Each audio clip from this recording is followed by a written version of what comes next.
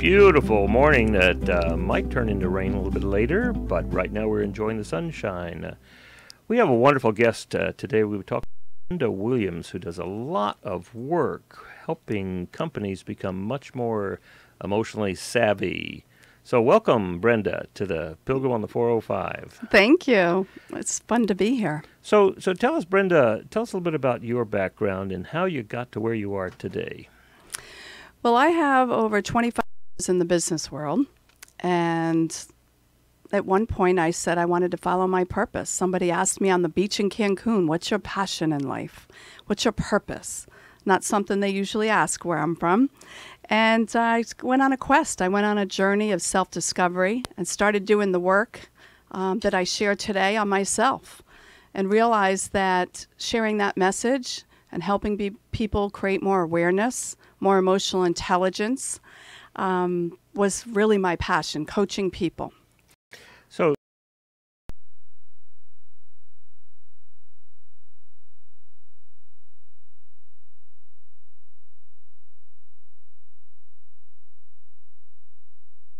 intelligence is not always the easiest thing to practice. It takes effort. And I come from Rhode Island, where the loud Italians and the crazy Irish people live. Anybody out there know someone from back east? You remember West Side Story, and you remember that wonderful little interlude there with Officer Krupke. Well, we're learning in Laguna Beach. It's the Laguna Beach Chamber Singers. We are going to present that in May. That's one of the things we're doing. And so we've got to get away from the wonderful, rich vocal sound in Southern California, kind of laid back into that rough Rhode Island, New York, Boston way of talking to each other. Doesn't have a whole lot of emotional intelligence to it. That's true. That's true. Where I grew up, it was an unfiltered world. Yes. And when I moved out to the West Coast, I learned that communication didn't always work so well. Not the same way, right? So, what do you mean you got offended? I was just talking to you and you were in the way. Just being direct and to the point. That's right. What's the problem? Direct and to the point, absolutely. Yes. So what have you learned about that? Well, I've learned that we all are unique individuals. We come from different upbringings, different environments. We've all learned to communicate from the surroundings that we grew up in. And sometimes that was positive and sometimes not so much. However, I have not met anyone yet that grew up in a perfect, emotionally intelligent household with superb communication. It's something that is learned. Well, it's learned. In learning, would you say it's a set of techniques for communication, or is it filling in the missing spaces or removing some of the scars? All of the above. Uh-huh. You know, I've broken it down into 3 different areas. First, your mindset. Understanding how you think about people and situations. That really relates to your emotions. Secondly, it's understanding the 4 different communication styles and behavior styles, because everybody's different from us. Mm-hmm. And when you can understand yourself and others and modify your approach, life gets easier. And last but not least, the emotional intelligence. And in the business world, it's extremely important to have business emotional intelligence in order to be successful and not have that stress that people live with quite often. So, mindset, the 4 styles, and emotional intelligence. Yes. So, talk a little bit about mindset. Well, I like to call it mindset for success. You know, you asked me earlier what's made me a successful coach. And I think when I started my business as an entrepreneur, I was going to be a coach. And that was my passion. But I quickly learned that once you start coaching people, you discover their strengths and their areas that they might want to improve upon. And I started looking at all of the challenges that I see with people and within companies and teams, as well as individuals, and even great successful leaders. And it came down to these 3 things. The mindset, how you think. I used to say I like to help people communicate better from the boardroom to the bedroom. And people would say, what do you mean by that? And I said, your first thought of the day when you wake up. Are you that positive person that wakes up with your attitude of gratitude? Most people, they wake up in the morning, I'm tired, I ache, I got to get on the freeway.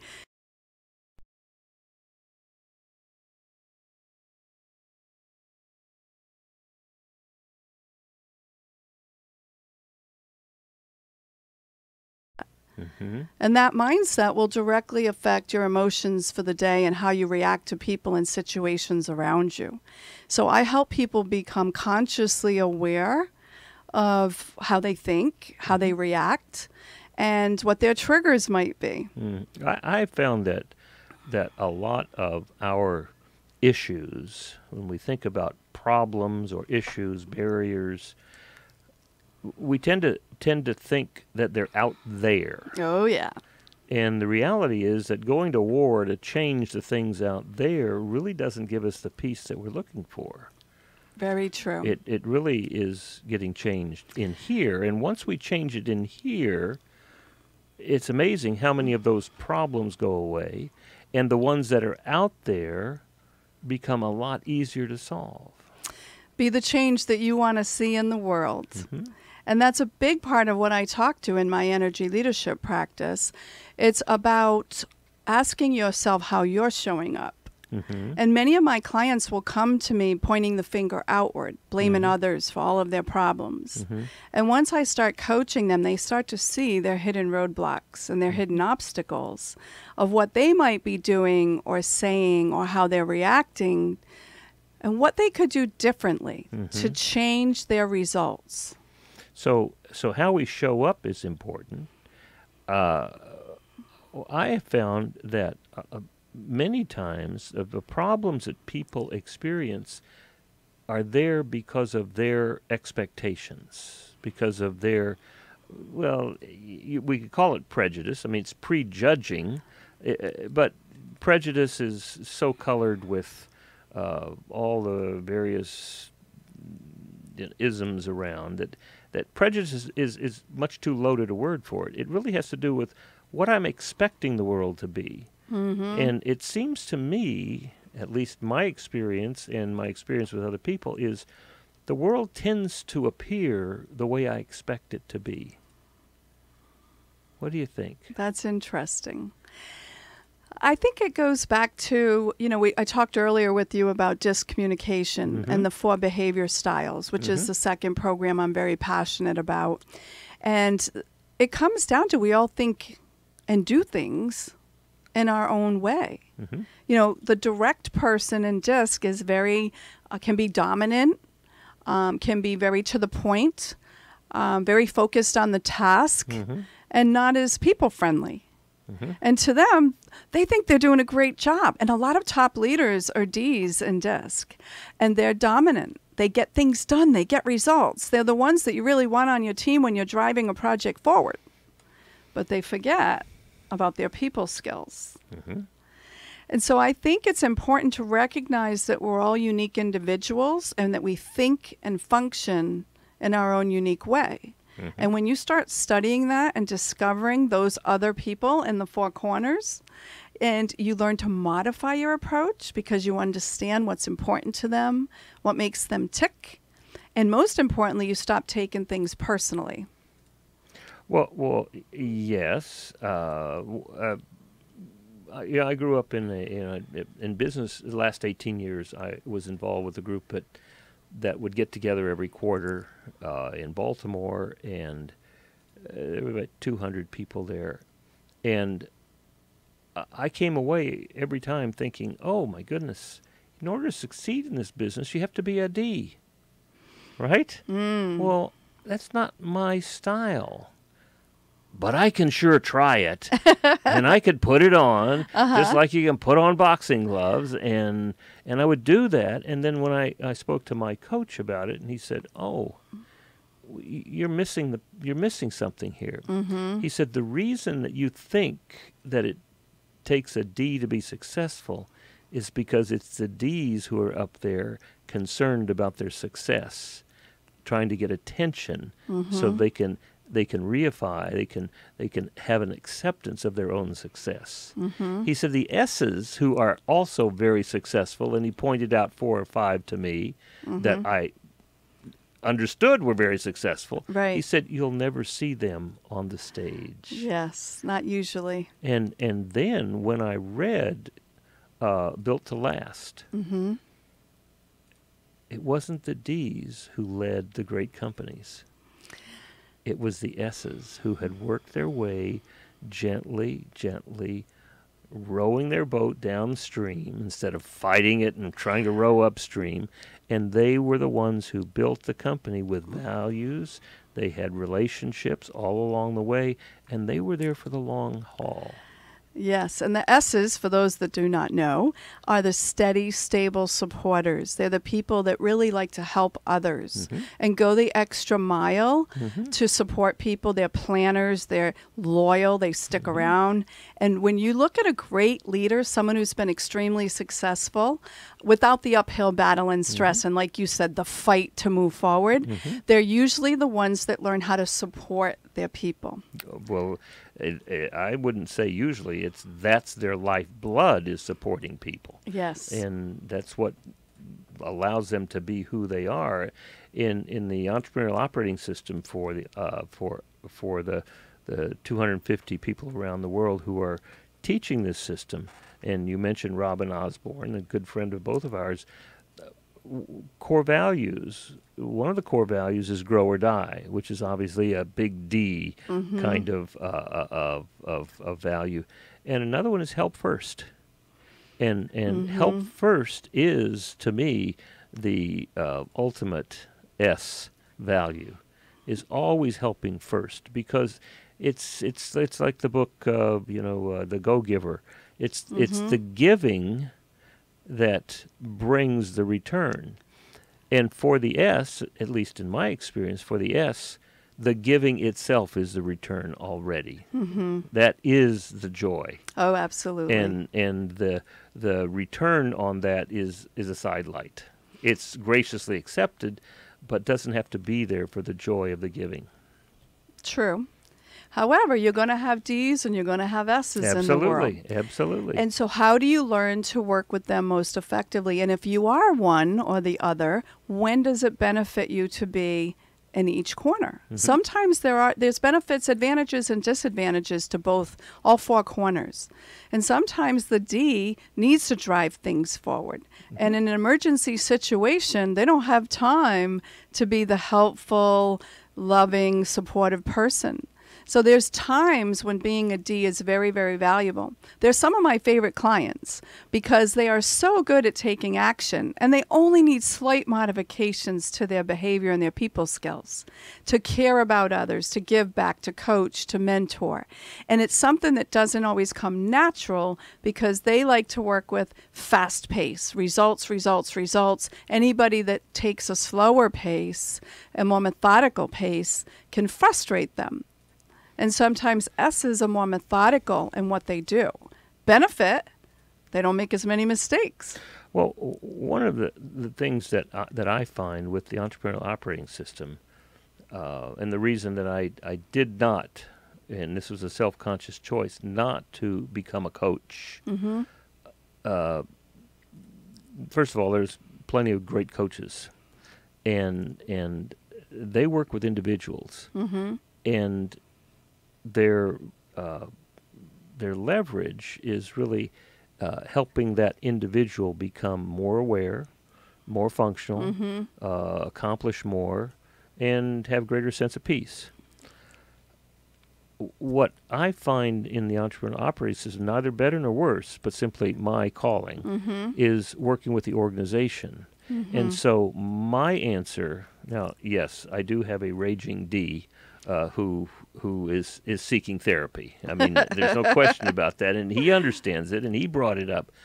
At the same time, it's the organization. What I find is you want to have D's, I's, and S's, and C's in the organization itself, and that's part of the way of balancing this out, so that there are those those forward-looking people who are Oh, 20 yeah. miles ahead, looking out. They're 20 years ahead, looking out. At the same time, you have the S's who are listening, and when they learn to listen before they speak, and they learn to allow that to come over, just like a wave to come over them, and then to ask the questions about, well, how will our people get there? Yes. How do we communicate that with each other? That helps what we call a visionary, very often is a D, to get the message out, to get the vision out onto the table, because very often they're playing what we call the thump game. If I were to give you a list of 100 songs like "Row, Row, Row Your Boat" and "Happy Birthday" and simple songs like, give you a list of 100, and we both have the list, but I can only thump on my chest or on the test, the rhythm, and you're supposed to guess it. You're probably not going to get a lot of them. Very often, that's what happens with the D or the visionary. They're thumping, and they expect that because they heard the music, they heard it perfectly sung in their heads, and they're communicating it by thumping. They're expecting everybody else to get it, and nobody else gets it. They're trying to walk around on eggshells to get it to happen, but they don't know what it is.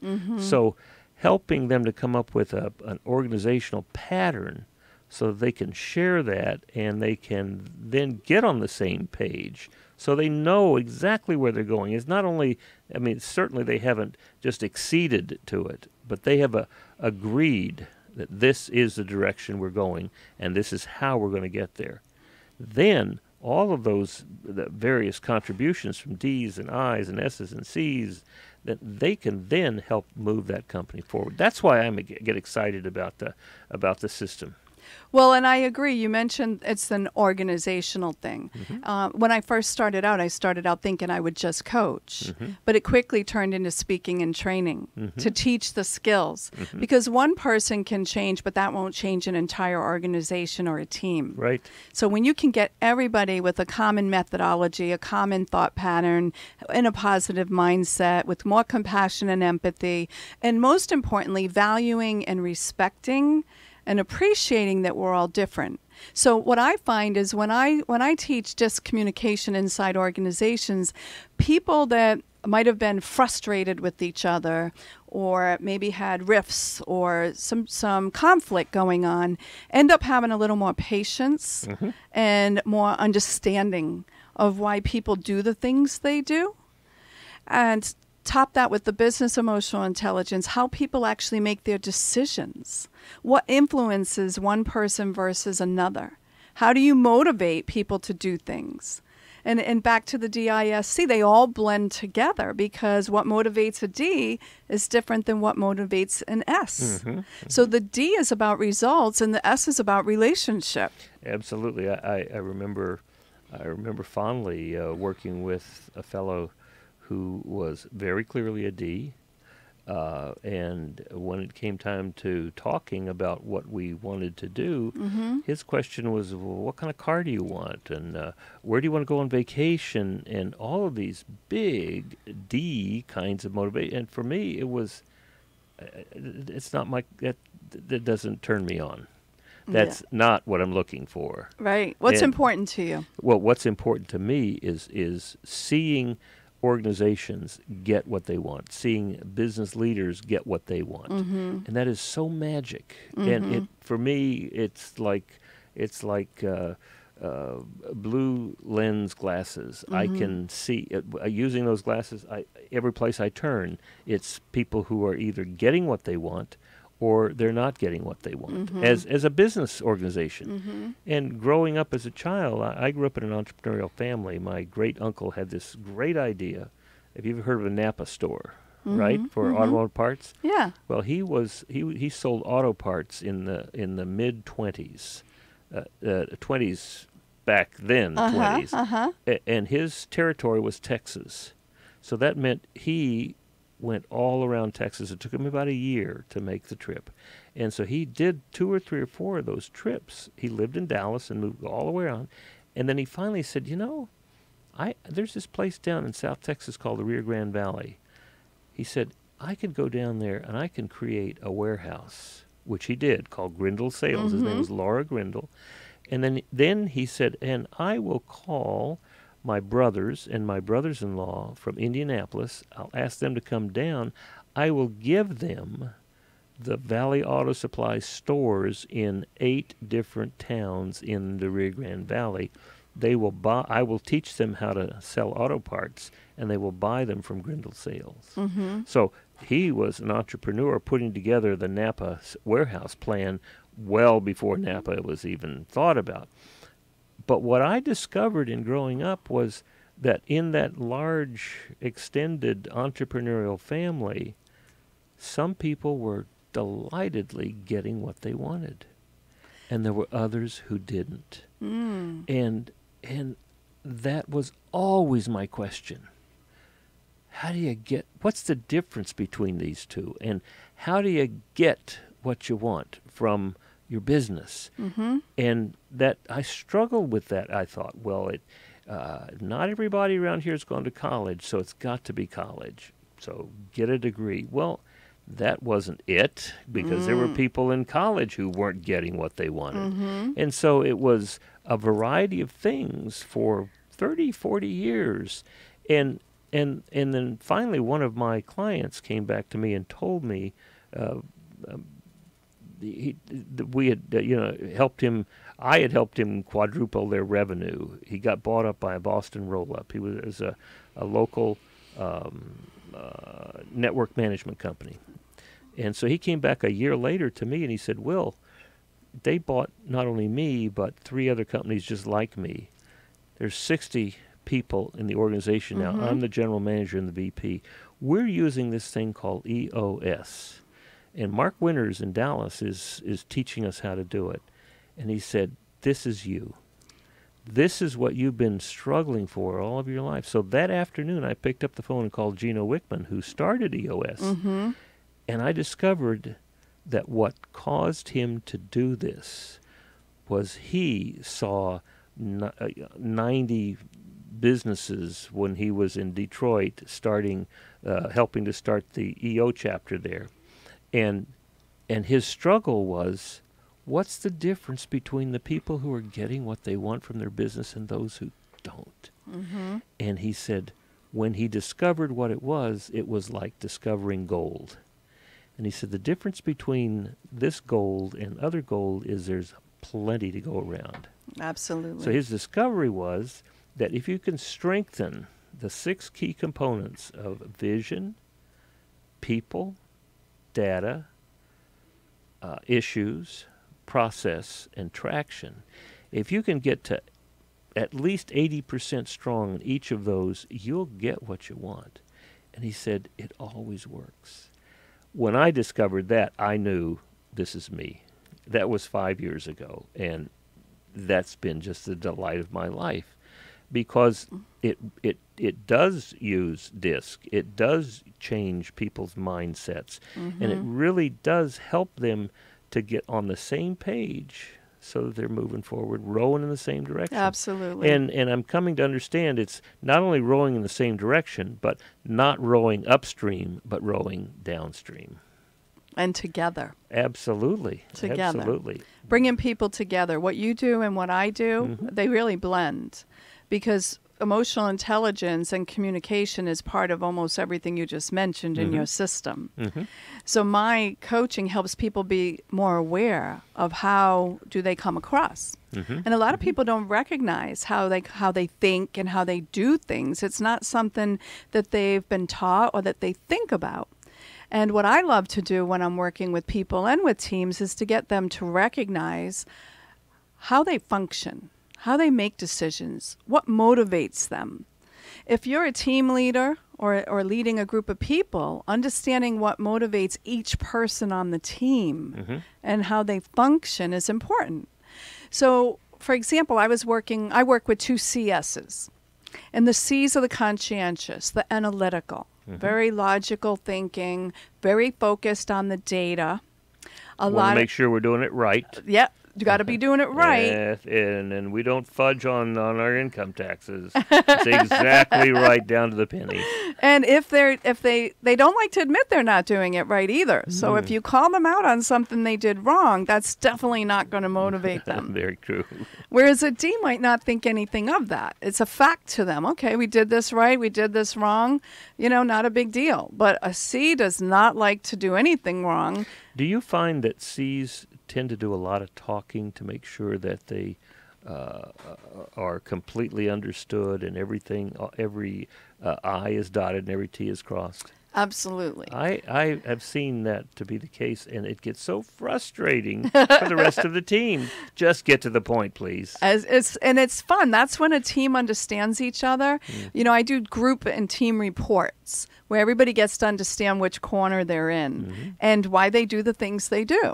And so I get to see this play out in my office. And when I see the C's, and they can frustrate me because I'm more of an ID, and when I'm in the office, sometimes a D. Very direct to the point. So I have to remind myself to slow down, to be patient. Hey, how was your weekend? What did you do last night? Because my mindset is to just jump into getting results. Right. But the C's mindset is, well, how will we do that? How would that happen? They got to do a lot of research, a lot of analyzing. They got to think about it. They're going to ask a lot of questions. And it can be frustrating. I would get frustrated with one of my teammates when they would ask 15 minutes of questions for a 10-minute task. So you get to a point where if you each understand where you're at, you're able to say, okay, when does it make sense to ask that many questions? You're being a C right now. Right. And so right now, we don't need to answer all of those questions. Let's just get started on the project. And I find that when teammates understand each other and how they think and function, there's a little bit more wiggle room. They don't take things as personal. They don't get as frustrated. They have more fun with it. And that's the environment that I try to create with DISC communication, is a fun environment where instead of resenting or getting frustrated or impatient, you learn to be more understanding and value. Sometimes it's important to answer more of those questions and slow down. Good. Well, let me ask you, if you stick around for a little bit, and we're going to take a break, hear from one of our sponsors, and then come back, and I want to talk a little bit more about emotional intelligence and how we can work together. Great.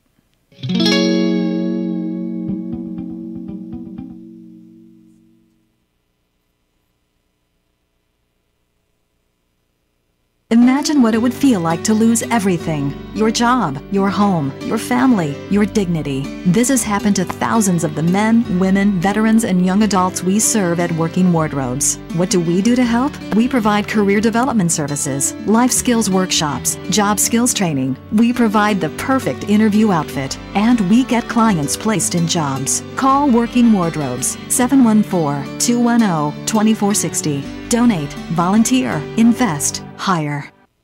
Do you want a free analysis of your inbound marketing? Do you want it in 30 seconds or less?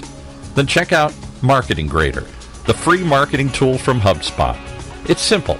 Just go to marketinggrader.com, enter the URL that you want to analyze, and Marketing Grader will instantly give you a detailed report grading your lead generation, mobile marketing, social media, competitive benchmarking, and more.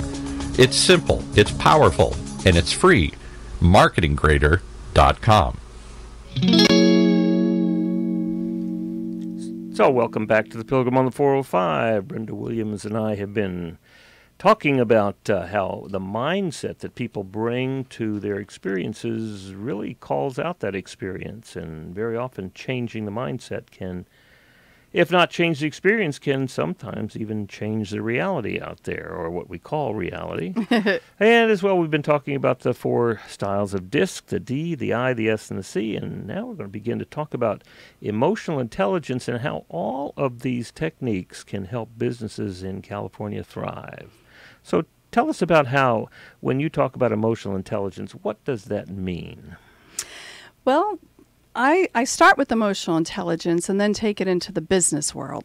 So for those that aren't familiar with it, I narrow it down into 4 corners. The first one is creating your own awareness of how your emotions show up in meetings, in the business place. Are you the one that can be frustrated, happy, sad? How's that showing up in the workplace? Secondly, how are others seeing it? How are others seeing you? Mm-hmm. You might not see how others see you. Mm-hmm. And then the social awareness is so important. Some of us might be totally in check with our own emotions and think we got it handled. But it's, what about the people around us? How are they reacting to situations? And then managing the dynamics of that relationship. Now, business emotional intelligence takes that to the next level. And it focuses on 8 critical areas that will probably tie in with everything you do in the EOS system. Mm-hmm. First is, how do people make decisions?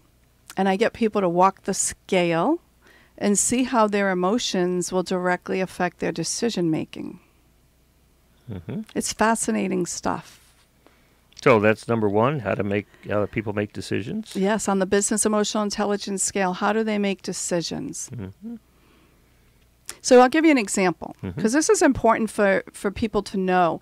Whether you're a team member or a leader, or a business owner, understanding how people do their workload, whatever their job is, and understanding how they make decisions will be important. Some of the Ds we talked about earlier are okay with risk. They like to move things forward quickly. So they're probably going to be on the far right side of decision making. Like, they want to move fast. They're not going to slow down to think about it. Sometimes that gets them in trouble. Sometimes it's like jumping in the deep end of the pool and learning how to swim on the way down, right? Absolutely. And making your mistakes along the way because you didn't take time to pause and think about it. Well, for a good D, it's not, I didn't think, that's the way we learn. Well, and sometimes that's true. Sometimes that's true. But, I was telling you earlier that I have disc happy hours with cocktails and appetizers, and I get people talking about who they really are. And after a few glasses of wine, people really show up in their true self. And it was funny because I had a D and a C talking about how they make decisions. And the D said, when I make a decision, I need to make it quick, I need to move forward, and I don't care if I make a mistake. It's all about getting there quickly. And I kid you not, if you could have seen the look on the C's face, that's exactly what they did. It was a look of horror. Right. Because they are the person that needs to think about it, needs to take, they're going to be on the left side of decision making. This is the guy that's going to be put in jail, right? They will be on the far left. Yes. Because they are adverse to the risk. And they want to know all of the pros and cons, all of the research, all the benefits. Well, sure. And it's got to be the right decision. Well, yes, and we want to know the benefits, and we also want to know the negative consequences, exactly. too. We want to have a complete sense of... Now, could we start with 13.7 billion years ago with the creation of the world so we could begin to completely understand how this fits? We need a little bit longer to talk about that. But we might have to foreshorten it, but it would be ideal if we could see everything. True, but we can't always do that. And so what I try to do, I put tape right down the center of the room, and I say, let's walk the scale. And it's fascinating to study human behavior because the people on the far left, they don't really understand how the people on the far right think. And when you get them to walk the scale... You mean the wrong way. That depends on who you're asking, right? But when they walk the scale and you get them to come a little bit closer, they start to understand how people make their decisions, what makes them tick. And it helps you understand how to work more effectively on projects and the benefits of speeding up or slowing down and when it makes more sense to meet in the middle. And that brings teams together. It gets them to work together more effectively. Oh, great. So one part of emotional intelligence is how to make decisions. What are some other ones? Well, stress is a big one. How do people handle stress? We talk about stress, but you don't really understand what will stress one person out versus another. And that's important for companies to look at because people don't always walk around saying, I'm stressed out. But if they are, what's happening when they're sitting in their seat? They're not effective. And I've seen people, you're talking to them, and you think they're listening, and they're not, because they're stressed out about the task at hand, the project at hand. They're not comfortable with what they're given or the information that was provided, or they're even questioning their own skill set. Or they could be bringing in a whole bag full of stress from outside the environment. True. And what stresses one person, and this is where it's fascinating, they all tie together. The DISC have different stress factors. So when you start to understand what that looks like, well, again, walking the scale. So a C will get stressed out because they don't have all the details. A D will get stressed out because they're not making decisions quick enough. Like they need to move forward. Now, we haven't talked about the I. The I is the influential person. A lot of fun. And they are the fun ones. Yes. But guess what they're not good at? Oh, well, they're not good at making decisions. They really don't care about other people. And they haven't got a clue to what an expense report looks like. Well, the details. They actually love people. Yes. But they tend to be the talkers. So Yes. sometimes they can come across as the ones that like to do all the talking. Enough talking about me. Why don't you tell me about me? But they're great salespeople. Well, it's that I when they can blend that with the ability to make decisions. But like you made the joke about the expense sheet, right? The Yes, reports. absolutely. That's the weakness of the eye. Well, they don't attention to details, and- reports, paperwork. They don't like that. They want to know why am I not getting my expenses paid right now? and the C, who's generally in the controller, bookkeeper, CFO spot, saying, because you didn't friggin' fill out your expense report. Well, that doesn't make any difference. Here it is. Here. Just give me this much. True. Now, motivation's next on the scale. And what motivates each of those corners is different. The I, all companies need salespeople. Almost every company out there. Whether it's a product or a service, you're usually selling something to stay in business. Well, somebody is going to be the salesman, or you are getting smaller. True. So the I's are another very, very important critical person to have on your team, but to recognize their strength is not going to be attention to details. They have great ideas, and they're going to toss out a lot of wonderful ideas. Now, two things happen there. They're going to toss out so many ideas, the other people are going to start ignoring them because there's too much. But what happens? Well, they're all lightweights.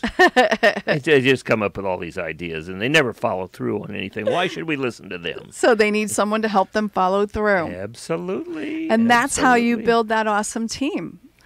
Precisely. How many salespeople have I said?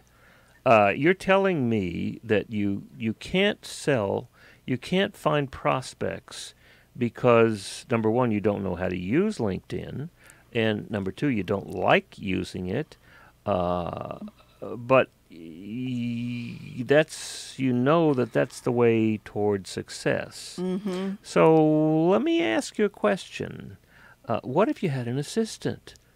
Oh, well, I've asked my supervisor, and they wouldn't give me an assistant. My sales manager told me that they're never going to pay for an assistant. And I said, well, that's right. But now let me ask. If you had 5 new quality leads that you could close from every week, what would that do? And they begin to pull out their calculators and with great frustration figure it out. And they discover there's a significant amount of money weekly that they could be bringing in. But I can't do that because I'm so busy servicing my clients. Well, have you ever thought of a virtual assistant? Well, they'll never pay for it. Wait a minute. You're going to get the money. Have you ever considered paying for it yourself? Yes. And now, 40% dismiss it. But at 20% are already doing it. And the 20% who really get it and it changes their lives. Well, it's interesting you say that because I worked in corporate America, in IT consulting for over 20 years. And back then I wasn't in an entrepreneurial mindset. Oh. I was in a corporate job mindset. And I would have had that mindset back then. Well, Now I've been an entrepreneur for several years, and I have a whole different way that I think. And I absolutely agree with you. Those salespeople inside corporate America could double their income, and that can mean 6 figures or more. Is it worth the? And back then we didn't have virtual assistants as easily accessible as we do today. But it's thinking outside of the box mentality. It's figuring out a new way of thinking and doing things. Well, it's a major shift from the time and energy management to results management. And results management is what the entrepreneur does. I don't care how long it takes or how short it takes. What I'm looking for is the results. And I don't care whether I do it or not. It's that it gets done. And changing that mindset, to me, is critical in today's, in today's world. I could learn, I could have great skill today, great knowledge in a particular area, and tomorrow it would change dramatically. And if I'm depending upon myself to cover all of that, I'm going to fail. Yeah. And you've got a good point, because this isn't just about, we're talking about salespeople right now, but it's also about businesses to recognize that they should be open to things like that, being creative, because I can already see some business owners looking at security and how are we going to handle that. And they might say, and I've seen this inside companies, they lock down their security. And so they might not even want someone outside of their organization to have access to the systems. And so it's about the business owner also changing their mindset and being creative and putting people doing and having them spend their time in what they do best. Oh, well, what they want to do and they do best. What motivates them. It's not just what they do best. Well, true. You know, Brenda, you did that spreadsheet for the Girl Scout cookie sale. You just did a marvelous job there. You know, we really need, for our club, we really need a treasurer. Would you come and be a treasurer? Right? and it's just like, they got your heart right there. And how can you say no? But the reality is, if that's the way we live, we wind up most of our time doing things that we're good at that we really don't want to do. True, because you can learn any skill. Well, yes. But what do you enjoy doing on a daily basis? And usually what you enjoy, you're better at. Oh, 100%. I mean, you got 50% of your motivation is lost if you're doing something that you don't really want to do. Right. And sometimes we have to do things we don't like to do. That's a given. Well, I want to challenge you. Oh, okay. All right. I like a challenge. So I was with a group last week, and one of the women stood up and said, I really got sick and tired of doing my laundry. And I found out that I could pay somebody to come in and do it. Very true. Right? True. So she didn't have to do that. You tell me. Give me something that you just have to do. Well, as a business owner, an entrepreneur, if you don't have a staff of hundreds of people, there's certain things you'll need to do. Like I might have to do accounting. Come on, that's the simplest in the world. Give me a softball here. I mean, goodness, having a virtual assistant that you can absolutely trust, use QuickBooks. True, but you have to get everything together for that person. Or you have to find somebody who will. Well, that's true. You can. Yes. But how many people can you hire? Well, if you're only taking a virtual assistant picture and you're not looking at hiring a full-time person, you're moving away from the time and resources to results, right? True. So that, to me, is the huge shift that we're in the midst of right now. I never take my clothes to the laundry anymore because somebody introduced me to European cleaners. They come in, I call them, they come pick them up. 3 days later, I see them cleaned right there on my hook. Oh, I'll have to write that down. Absolutely. Now, just think about what it used to be. Oh, I got to take those clothes to the cleaners. Oh, right. Well, where's the bag? Oh, I'm walking out the car One more task. with my hand One in more there. project. And then I got to drive down the cleaners. And since I know her really well, it's about 10 minutes of conversation, give it to her, drive away, and then forget for a week that I'm not going to have my coat because I didn't go pick it up. And now I got to squeeze that in. All right, that's just a small example of where we are today.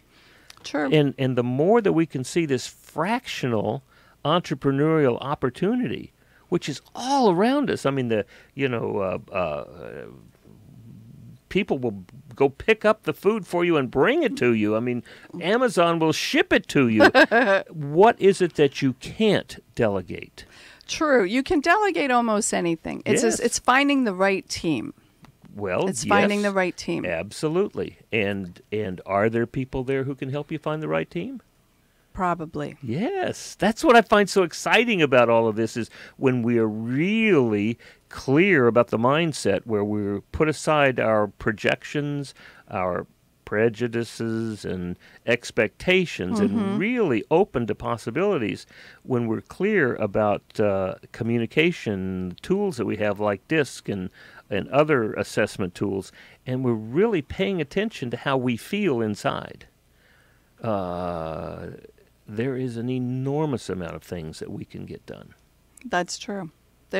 I use Upworks. I use Fiverr. There's all kinds of tools out there. Absolutely. Fiverr is an example. I mean, you don't have to hire those people. You probably don't even have to fill out what is it, at the end of the year, you fill out the 1099. You probably don't even have to fill that out for a Fiverr, right? It's simple. So anyway, I want to find a way for us to work together because I think it would be wonderful if I could bring what we call the visionary and the integrator from my 16 companies together. Yes. All right. And by putting them in there, I would be putting in front of you 16 company prospects. And by drawing them together, I could give them the experience of working with you and also developing their emotional intelligence. Which helps with your system. Absolutely. Oh, yeah. Can you see us doing that together? Yeah, it's a win-win. Well, all right. It's all a right. win-win. Okay. Well, I have a training room that we can use, or we can find a place that would work, and that might be a lot of fun to do. I love doing training and Good. workshops, and they're all interactive. Good. Like I mentioned earlier, the disc card game. That's something a lot of people don't know about. Right. And it's really fun. It gets people to really start thinking about, like, it's a key word. What word do you resonate with that describes you the most? And it's fascinating to see the different types of words we'll pick that are important to us. Good. Well, I have my people together, those integrators and visionaries together every quarter. We've gone to various places for nice dinners and getting to know each other, but it might be fun to do something like this in an evening or figure out how much time that it would be good to use. But that would be a way of allowing them to grow. Absolutely. But also to see the possibilities for using this in their business. Great. Yeah. All the areas, the 3 programs I mentioned, we can talk about the different approaches and depending on their needs and their goals. And yeah, that would be a lot of fun. Excellent. Well, anything else you want to tell people out there? Well, I'd love them to learn more about DISC and these programs I'm speaking about, to visit my website, which is at brendawilliamsa.com. Guess Brenda Williams, A. Yeah, what do you think the A stands for? Probably because you didn't get there quick enough to grab the URL Brenda Williams. No, it stands for A player. Oh! I love working with A players. When I tell people that my website is willchris.com, they look at me and say, well, were you there when the internet started or something? Yeah, that's lucky. That's lucky. Good. Well, your telephone number is on the website? 714-283-1186. One more time? 714-283-1186. Excellent. Brenda, thanks for being here. We really enjoyed having you. Thank you for inviting me. So there we go. There is another opportunity for business leaders to thrive in California.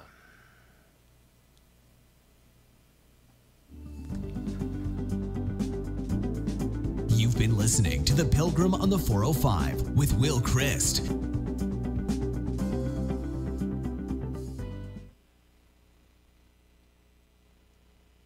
Imagine Imagine what it would feel like to lose everything: your job, your home, your family, your dignity. This has happened to thousands of the men, women, veterans, and young adults we serve at Working Wardrobes. What do we do to help? We provide career development services, life skills workshops, job skills training. We provide the perfect interview outfit, and we get clients placed in jobs. Call Working Wardrobes, 714-210-2460. Donate, volunteer, invest, hire.